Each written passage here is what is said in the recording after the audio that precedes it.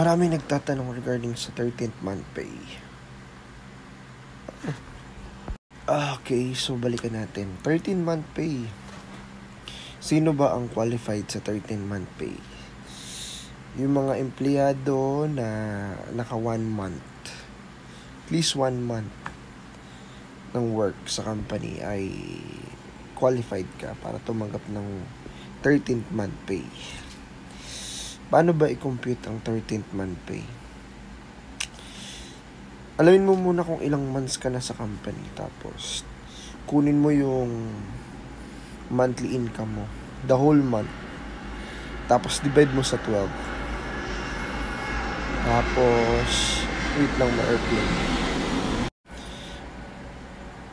Like for example, naka 12k yung sahod mo sa isang buwan.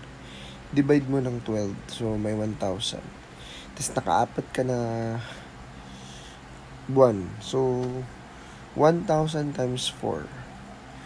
Yun yung matatanggap mo, pero may mga deduction pa yan, like unauthorized absent, so ganun. Yun lang, sana nakatulong. Ciao ciao.